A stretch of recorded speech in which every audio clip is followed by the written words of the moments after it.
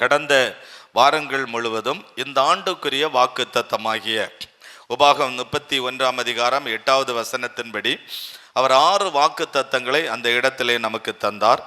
கடந்த 5 வாக்கு தத்தங்களை நாம் கடந்த நாட்களிலே தியானித்து, இந்த நாளிலேயும் நீ கலங்க வேண்டாம் என்கிற ஒரு வாக்கு தத்தத்தை ஆண்டவர் உங்க முன்னே வைக்கிறார்.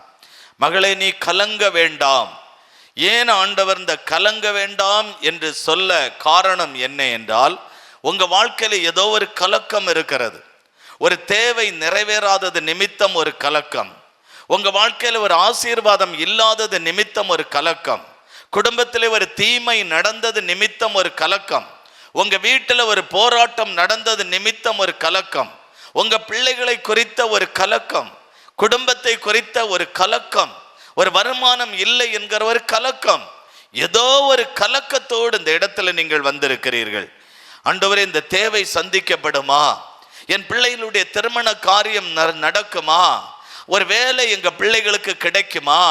ஒரு கற்பத்தின் கனி எங்க பிள்ளைகளுக்கு கிடைக்குமா?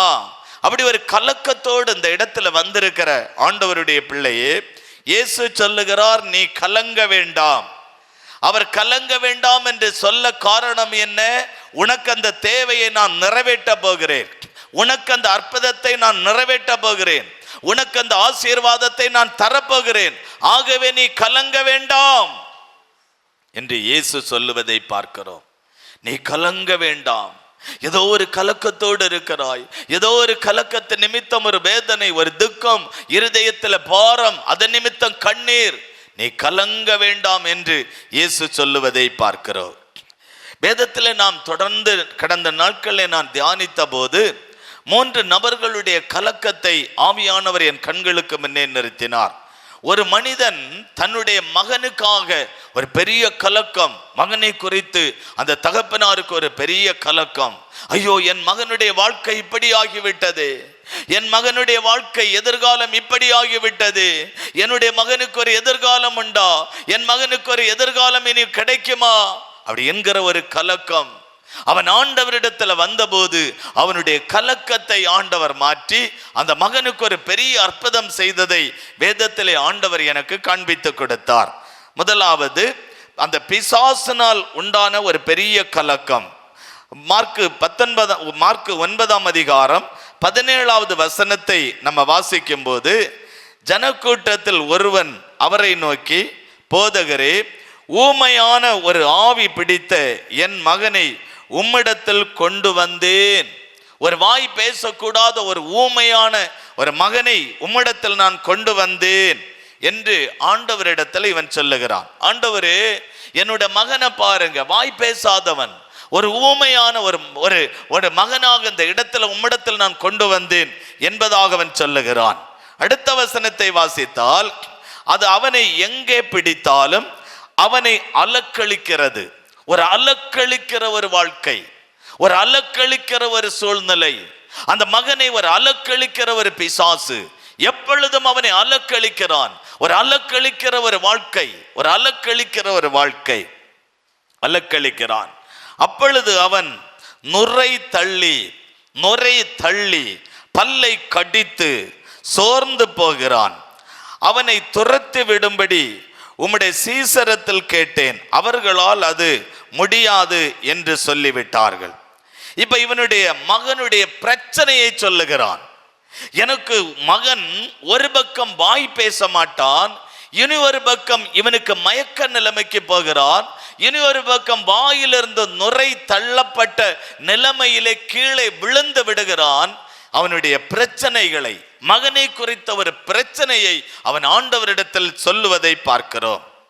அதோடு நிறுத்தி விடாதபடி 22வது வசனத்தை வாசிக்கும் போது, இவனை கொல்லும்படிக்கு, இவனுக்கு இவ்வளவு பிரச்சனை இருக்கிறது மாத்திரமல்ல, என்னுடைய மகனை இந்த சாத்தான் கொல்லும்படிக்கு, அது அநேகந்தரம் தீயிலும் தண்ணீரிலும் தள்ளிட்டு, என்னுடைய மகனை கொல்லும்படிக்கு ஒரு தீயை கண்டால் அதிலே தள்ளி விடுகிறது, ஒரு தண்ணீரை கண்டால் அதிலே அந்த ஆவி அவனை தள்ளி விடுகிறது. ஒரு மரண போராட்டம். இந்த மரண போராட்டத்திலிருந்து தன் மகனை காப்பாற்றும்படி இயேசுவனிடத்தில் தன் தகப்பன் வேதனையோடு வந்து சொல்லுகிறான். கொஞ்சம் யோசித்து பாருங்க, நம்மளுடைய மகனுக்கு இப்படிப்பட்ட ஒரு பிரச்சனை இருந்தால் உங்களுடைய இருதயம் எவ்வளவு வேதனைப்படும். நமக்கு இருக்கிற மகனுக்கு ஒரு பக்கம் ஊமையாய், இனி ஒரு பக்கம் நுரை தள்ளி மயங்கி கீழே விழுந்து, இனி ஒரு பக்கம் தீயை காணும்போது தீயிலே தள்ளப்பட்டு, இனி ஒரு பக்கம் தண்ணீரில் பார்க்கும்போது தண்ணீரிலே தள்ளப்பட்டு, இப்படி ஒரு மகன் உங்களுக்கும் எனக்கும் இருப்பானேயானால் நம்மளுடைய இருதயம் எவ்வளவு வேதனைப்படும். எவ்வளவு வேதனை. தன்னுடைய மகனை குறித்து தன் தகப்பனுடைய இருதயத்தின் வேதனை ஆண்டவரிடத்தில் வந்து சொல்லுகிறான். உடனே பாருங்க 24வது வசனம், ஆண்டவரே உதவி செய்யும் என்று கண்ணீரோடு சத்தமிட்டு சொல்லுகிறான். ஆண்டவரே எனக்கு உதவி செய்யுங்கப்பா, ஆண்டவரே எனக்கு உதவி செய்யுங்கப்பா, எனக்கு உதவி செய்யுங்கப்பா. அந்த வார்த்தையை கேட்கும் போது அவ்வளவு அவனுடைய இருதயத்துல கலக்கம். என்னுடைய மகனுக்கு நீ ஒரு எதிர்காலமே இல்லையே, என்னுடைய மகனுக்கு நீ ஒரு வாழ்க்கை இல்லையே, என்னுடைய மகனை கொல்ல பார்க்கிறது, என்னுடைய மகன் மயங்கி நுரை தள்ளி கீழே விழுந்து விடுறானே. ஒரு வேதனை. ஆண்டவரே உதவி செய்யும் என்று கண்ணீரோடு சத்தமிடுகிறார். வசனம் சொல்லுகிறது, கண்ணீரோடு சத்தமிடுகிறார், கண்ணீரோடு சத்தமிடுகிறார். அவனுடைய இருதயத்தில் எவ்வளவு வேதனை இருந்தால் அந்த கண்ணீர் அவனுக்கு வந்திருக்க முடியும். அவ்வளவு கலக்கம், ஒரு கலக்கம், கலக்கத்தோடு வந்து கண்ணீரோடு அந்த இடத்தில் அவன் சொல்லுகிறான். 25வது வசனத்தை வாசிக்கும் போது, அந்த அசுத்த ஆவியை நோக்கி, ஊமையும் செவிடுமான ஆவியே இவனை விட்டு புறப்பட்டு போ, இது இவனுக்குள் போகாது என்று நான் உனக்கு கட்டளை இடுகிறேன் என்று அந்த ஆவியை ஆண்டவர் அதட்டினார். அந்த ஆவியை ஆண்டவர் அதட்டினார். கண்ணீரோடு யார் வந்து என்ன பெரிய பிரச்சனையாயிருந்தாலும், என்ன பெரிய போராட்டமாயிருந்தாலும், என்ன பெரிய ஆபத்தாயிருந்தாலும், என்ன பெரிய துக்கமாயிருந்தாலும், என் ஆண்டவரிடத்தில் நீ கண்ணீரோடு ஒரு கலக்கத்தோடு வந்து சொல்லும் பொழுது அந்த நிமிடத்திலேயே, அந்த செகண்டிலேயே ஆண்டவர் விடுதலை தர அவர் வல்லமையுள்ளவராயிருக்கிறார். அவர் வல்லமையுள்ள ஆண்டவராயிருக்கிறார். இவனை பாருங்க, அவன் சொன்ன கண்ணீரோடு, ஆண்டவரே எனக்கு உதவி செய்யும் ஆண்டவரே. ஒரு பக்கம் கண்ணீர், ஒரு பக்கம் சத்தமாய் சொல்லுகிறான், சத்தம் போட்டு சொல்லுகிறான், ஆண்டவரே எனக்கு உதவி செய்யும். ஒரு மனுஷனுடைய மன அழுத்தம் அதிகமாகும் பொழுது, ஒரு மனிதன் இருதயத்தின் துக்கம் வேதனை அதிகமாகும் பொழுது, அந்த ஒரு மனிதன் அவன் எப்படி பேசுகிறான், என்ன சொல்லுகிறான், எவ்வளவு சத்தமாய் பேசுகிறான் அவனுக்கு தெரியாது. தன்னை மறந்து செயல்படுகிறான், தன்னை மறந்து சொல்லுகிறான். எப்படியாவது என் மகனுக்கு இந்த பிரச்சனை மாறணுமே, எப்படியாவது என் மகனுக்கு இந்த ஆபத்து மாறணுமே, எப்படியாவது என் மகனுடைய வாழ்க்கை ஆசீர்வாதமா இருக்கணுமே. அவன் சத்தமாய் அந்த இடத்துல சொல்லுகிறான். ஆண்டவர் அவன் மேல் அன்பு வைத்து, என் மகன் என்னிடத்தில் தேடி வருகிறான். அவனுடைய இருதயத்தின் பாரத்தை இயேசு பார்க்கிறார், அவனுடைய இருதயத்தின் துக்கத்தை ஆண்டவர் பார்க்கிறார், அவனுடைய கண்ணீரின் காரியத்தை இயேசு காண்கிறார். அவரை கண்ணீரை காண்கிறார். உடனே அந்த இடத்திலேயே செவிடும் ஊமைமன் ஆவியே இந்த மகனை விட்டு நீ வெளியே போ, ஒரே வார்த்தை என்று இயேசு கட்டளை இடுகிறேன் என்று அதட்டினார். 26வது வசனம், அப்பொழுது அது சத்தமிட்டு அவனை மிகவும் அலக்களித்து புறப்பட்டு போயிற்று. அவன் செத்தவனை போல கீழே விழுந்தான். அந்த ஆவி அவனை அப்படியே தள்ளி விட்டு அவனை விட்டு புறப்பட்டு போய் விட்டது. இயேசுவுக்கு முன்ன எந்த ஆவியும் நிற்க முடியாது, இயேசுவுக்கு எந்த போராட்டமும் நிற்க முடியாது, இயேசுவுக்கு முன்ன எந்த ஆபத்தும் நிற்க முடியாது. இயேசு ஒரு வார்த்தை சொன்னால் போதும், அந்த ஆவிகள் அப்படி வலக்களித்து தள்ளிவிட்டு வெளியே போய்விடும். இயேசு அவன் கையை பிடித்து அவனை தூக்கினார். உடனே அவன் எழுந்திருந்தான். கீழே கழுத்து கிடக்கிறவனை கையை பிடிச்சு எழுந்திருப்பா, தூக்கி அந்த செகண்ட்ல அந்த நிமிடத்தில் அவன் விடுதலை அடைந்து போனான். தகப்பனுக்கு ஒரு பெரிய சந்தோஷம். தகப்பனுக்கு ஒரு பெரிய மகிழ்ச்சி. உங்கள் துக்கத்தை சந்தோஷமாய் மாற்றுகிற ஒரு ஆண்டவர் அவர். உங்க வாழ்க்கையில் நடக்கிற துக்கத்தை சந்தோஷமாய் மாற்றுகிற ஒரு ஆண்டவர் அவர். எவ்வளவு பெரிய துக்கமாயிருந்தாலும், எவ்வளவு பெரிய வேதனையாயிருந்தாலும், எவ்வளவு பெரிய பாடுகளாயிருந்தாலும், எவ்வளவு பெரிய ஆபத்தாயிருந்தாலும், எவ்வளவு பெரிய கஷ்டமாயிருந்தாலும் என் ஆண்டவரால் ஒரு நிமிடத்தில் விடுதலை தர முடியும். இந்த மகனுக்கு எத்தனையோ வருடமாயிருந்த பிரச்சனை, என் ஆண்டவரை தேடி வந்து கண்ணீரோடு ஆண்டவரிடத்தில் ஜெபித்த போது அந்த இமைப்பொழுதில் அவனுக்கு விடுதலை கொடுத்து ஆண்டவர் ஆசீர்வதித்தார். நீ கலங்க வேண்டாம் என்று இயேசு சொல்லுவதற்கு காரணம் அதுதான். அந்த மகனுடைய தகப்பனை பார்த்து, நீ இனி கலங்க வேண்டாம், நீ இனி கலங்க வேண்டாம், உன் மகனை குறித்து இத்தனை நாட்கள் கலங்கினது போதும், இனி நீ கலங்க வேண்டாம். என்ன தேவை குறித்து கலங்கி கொண்டிருக்கிறீங்களோ, ஒரு திருமண காரியமாயிருக்கலாம், ஒரு குழந்தை பாக்கியமாயிருக்கலாம், ஒரு வியாதியாயிருக்கலாம், ஒரு போராட்டமாயிருக்கலாம், ஒரு விபத்து நிமித்தம் பிரச்சனையாயிருக்கலாம், எந்த போராட்டமாயிருந்தாலும் அதை குறித்து கலங்க வேண்டாம். என் ஆண்டவர் விடுதலை தந்து உங்களை ஆசீர்வதிக்க அவர் வல்லமை உள்ளவராயிருக்கிறார். அல்லேலூயா சொல்லுங்க, அல்லேலூயா. நீங்க கலங்க வேண்டாம். இந்த இடத்துல சில பேர் கலங்கி கொண்டிருக்கிறீங்க. ஏதோ ஒரு தேவை, ஏதோ ஒரு காரியம், ஏதோ ஒரு நன்மை, ஏதோ ஒரு ஆசீர்வாதம், ஏதோ ஒரு காரியம், எதிர்காலத்தை குறித்த கலக்கம், என் மகனை குறித்த கலக்கம், மகளை குறித்த கலக்கம், எதிர்காலத்தை குறித்த கலக்கம், தேவைகளை குறித்த கலக்கம், ஏதோ ஒரு கலக்கத்தோடு இருக்கிறீர்கள். என் ஆண்டவர் இன்றைக்கு இந்த இடத்துல உங்களை பார்த்து சொல்லுகிறார், மகளே நீ கலங்க வேண்டாம், மகனே நீ கலங்க வேண்டாம், நீ கலங்க வேண்டாம் என்று இயேசு சொல்லுகிறார். தகப்பன் தன் மகனுக்காக கலங்கினான். ஆண்டவர் சொன்னார், மகனே நீ கலங்காதே. ஆண்டவர் அந்த பிரச்சனையை மாற்றி அவனை சந்தோஷப்படுத்தினார் என்று வேதம் சொல்லுகிறது. இரண்டாவது, தனக்கு வந்த கொடிய நோயின் நிமித்தம் ஒரு கலக்கம், ஒரு நோய் சரீரத்தை தாக்கிவிட்டது, ஒரு பெரிய ஒரு கலக்கம்.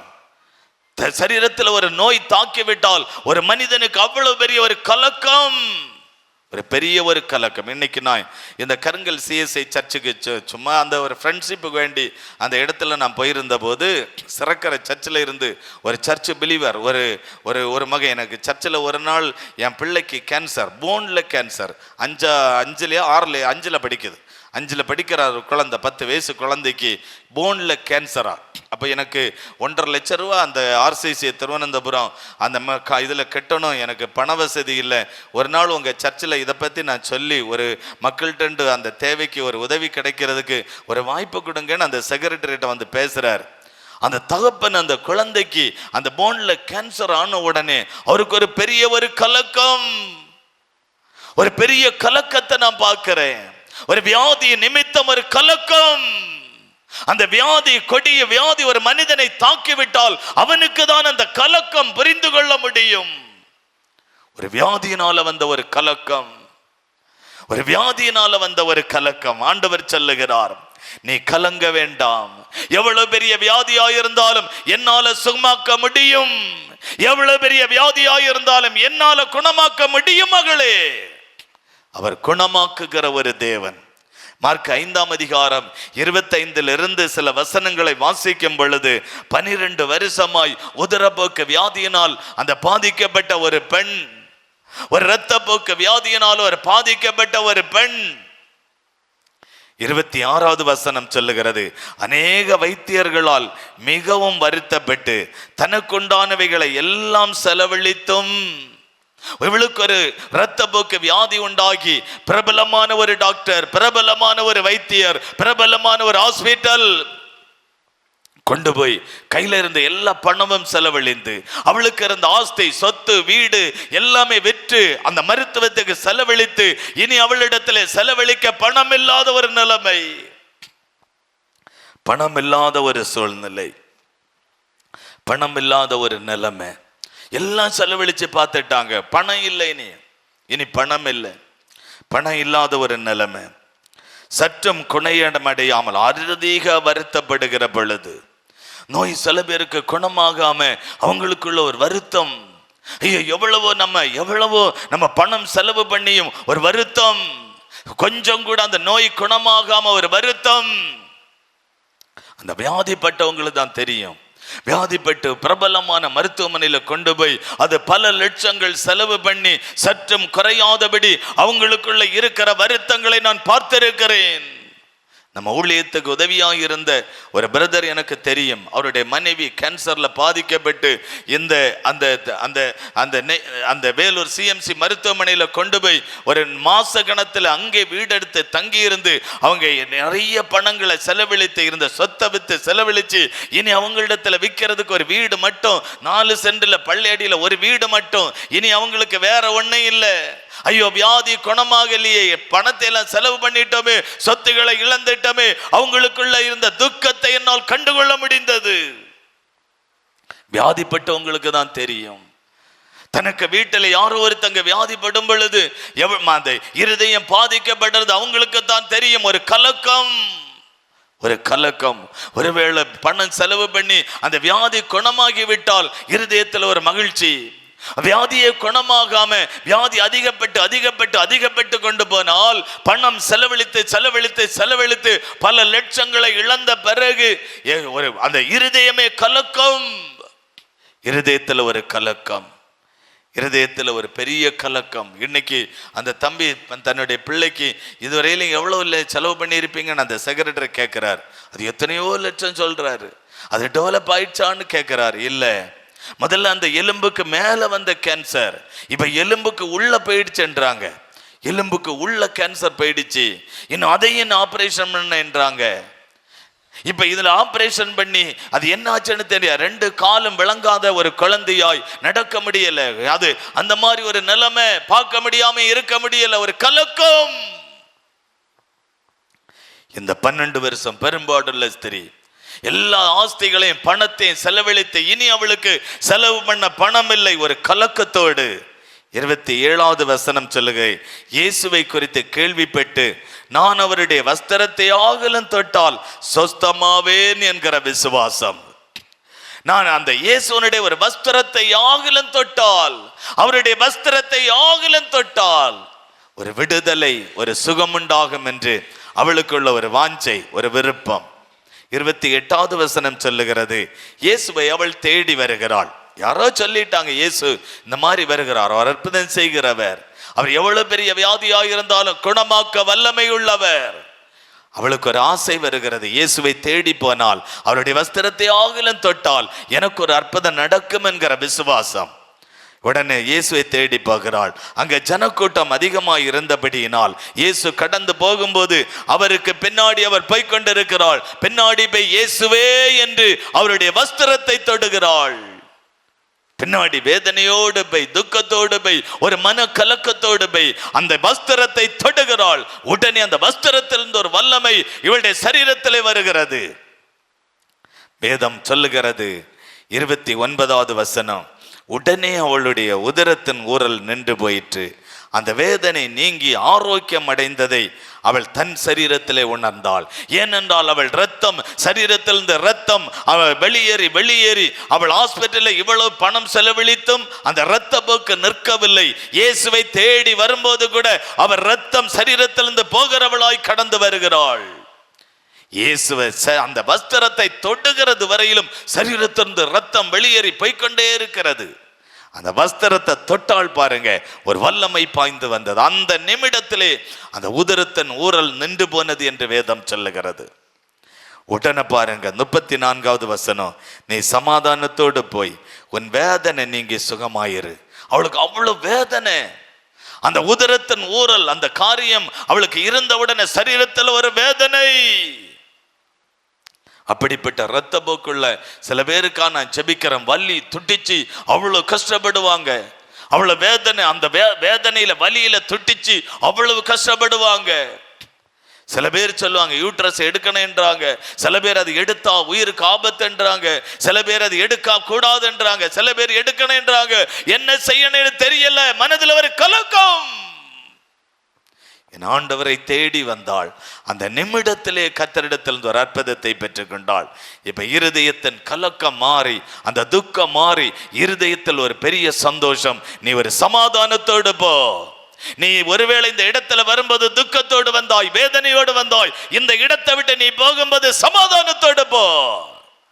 உங்களை சமாதானப்படுத்துகிற ஒரு கர்த்தர், உங்க குடும்பத்தை சமாதானப்படுத்துகிற ஒரு ஆண்டவர், வியாதியை குணமாக்கி உங்களை சமாதானப்படுத்துகிற ஒரு ஆண்டவர். வீட்டிலே ஒரு மனிதர் பல வருடங்களாய் வியாதிப்பட்டு இருக்கும் பொழுது அந்த குடும்பம் சமாதானமாய் இருக்க முடியாது, அந்த குடும்பம் சமாதானமாய் வாழ முடியாது.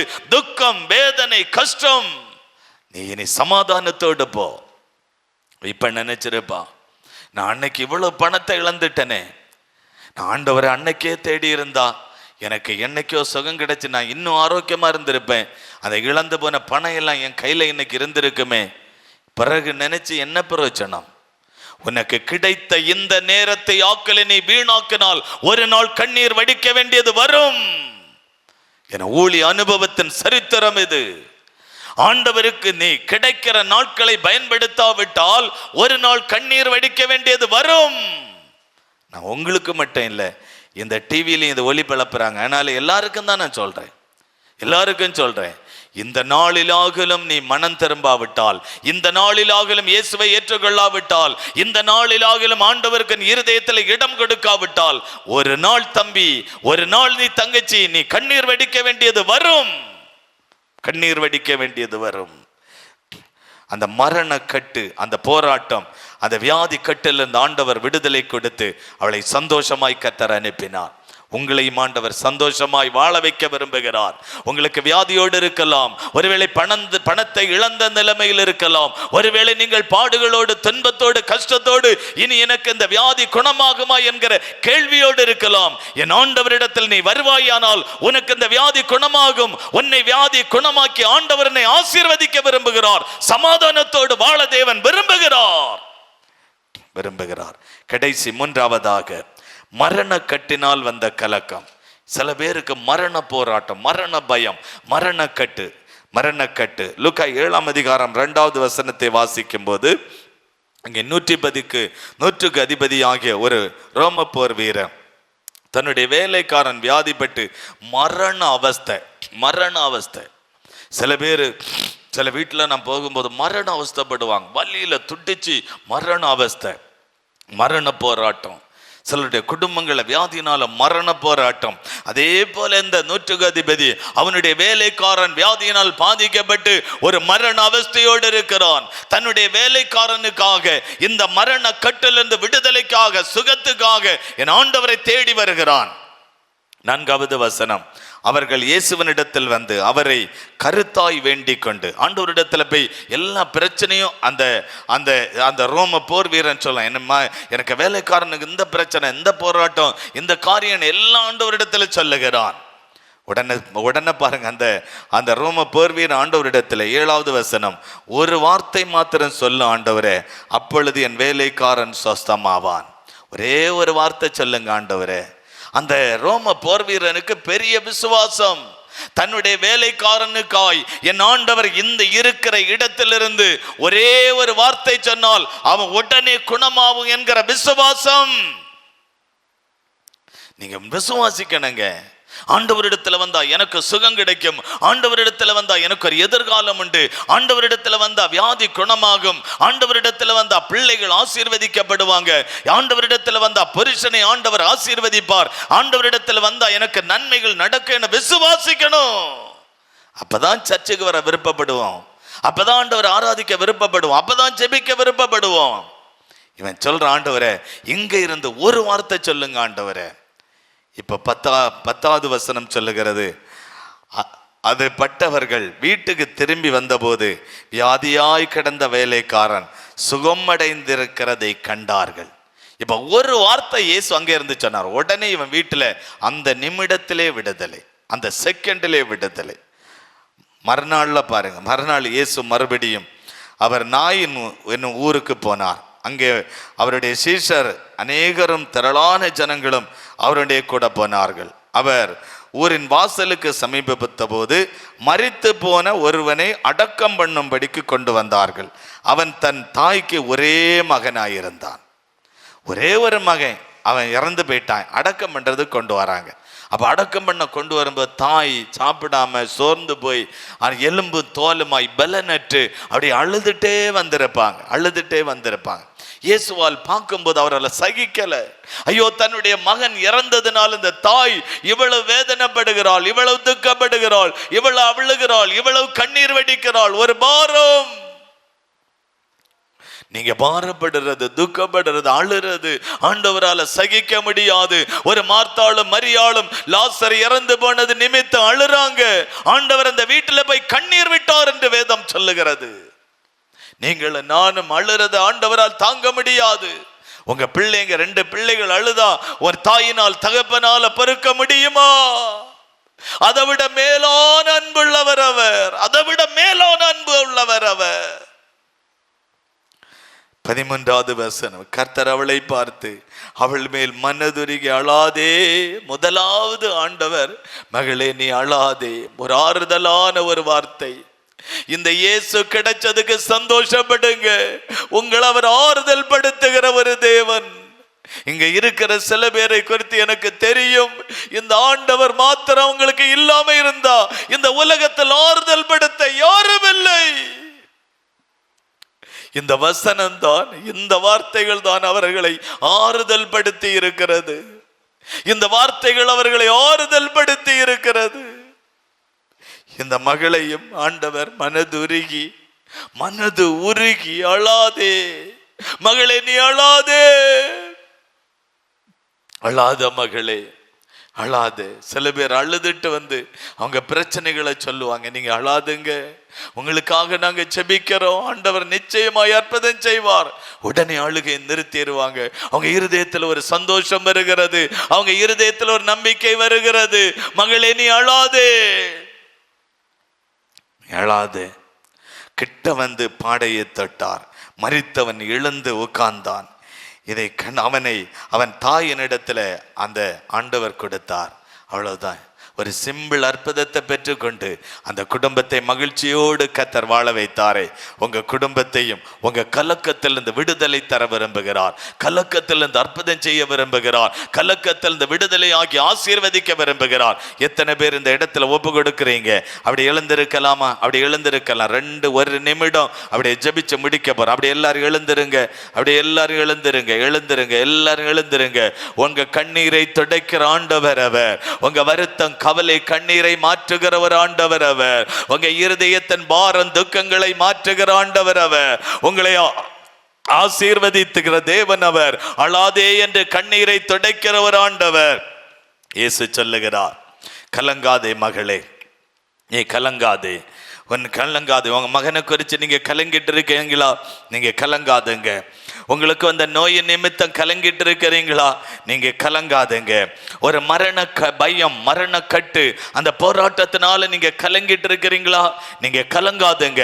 சில ஆவிகள் வந்து உன்னை கொன்னுருவேன், குடும்பத்தை அழிச்சிருவேன், குடும்பத்தில் இல்லாமாக்கிடுவேன், ஒரு மரண பயத்தை கொண்டு வந்து போராடுகிறானா? கலங்காதுங்க, கலங்காதுங்க, கலங்கவே கலங்காதுங்க. ஆண்டவரே, என்னையும் குடும்பத்தை நான் ஒப்பு கொடுக்கிறேன். ஆண்டவரே, இந்த இடத்துல எத்தனை பேர் ஒப்பு கொடுக்கிறீங்க? இன்னைக்கு ஆண்டவரே, என்ன மனைவிய, பிள்ளைகளை, குடும்பத்தை இன்னைக்கு நான் உம்மிடத்தை கரத்துல ஒப்பு கொடுக்கிறேன். ஆண்டவரே, எனக்கு நீ இந்த உலகத்துல வாழ்கிற காலங்கள், நாட்கள் முழுவதும் நீங்க மாத்திரம் எனக்கு போதும் ஆண்டவரே, நீங்க மாத்திரம் எனக்கு போதும் ஆண்டவரே. நீர் என்னை வாழ வைக்கிற தெய்வம் என்கிறதை நான் விசுவாசிக்கிறேன். நீர் என்னை வாழ வைக்கிற ஆண்டவர் என்கிறதை நம்புற ஆண்டவரே. என்னுடைய வாழ்க்கை, என்னுடைய எதிர்காலம், என்னுடைய குடும்பம் எல்லாம் உமக்குத்தான் சொந்தம் ஆண்டவரே.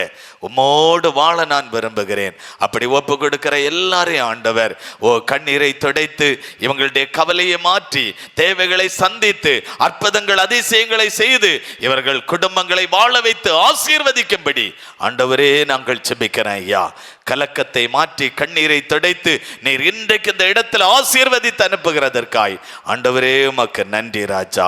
உம்முடைய நாம் அந்த இடத்துல மகிமைப்பட்டதற்காய் ஸ்தோத்திரம். எங்களை தாழ்த்தி உம்முடைய அன்பு நிறைந்த நல்ல கரத்துல ஒப்பு கொடுக்கிறோம். இயேசு கிறிஸ்துவின் நாமத்தில் ஜெபிக்கிறோம் நல்ல பிதாவே, ஆமேன். எல்லாரும் சேர்ந்து சொல்லுவோம். என் ஆத்துமாவே கர்த்தரை ஸ்தோத்திரி, என் முழு உள்ளமே அவருடைய பரிசுத்த நாமத்தை ஸ்தோத்திரி. என் ஆத்துமாவே கர்த்தரை ஸ்தோத்திரி, கர்த்தர் செய்த சகல உபகாரங்களை மறவாதே. ஆமேன். ஆசீர்வாதம் நம்முடைய கர்த்தராகிய இயேசு கிறிஸ்துவினுடைய கிருபையும் பிதாவாகிய தேவனுடைய அன்பும் பரிசுத்த ஆவியானவருடைய சிநேகமும் என்றும் என்றும் சதா காலங்களிலும் இந்த இடத்திலே கடந்து வந்து ஜெபிக்கிற ஒவ்வொரு பிள்ளைகளோடும் குடும்பத்தோடும் கூட இருப்பதாக. ஆமேன், ஆமேன், ஆமேன். அல்லேலூயா, அல்லேலூயா, அல்லேலூயா. கலங்காதுங்க, கர்த்தர் உங்களை ஆசீர்வதிப்பார்.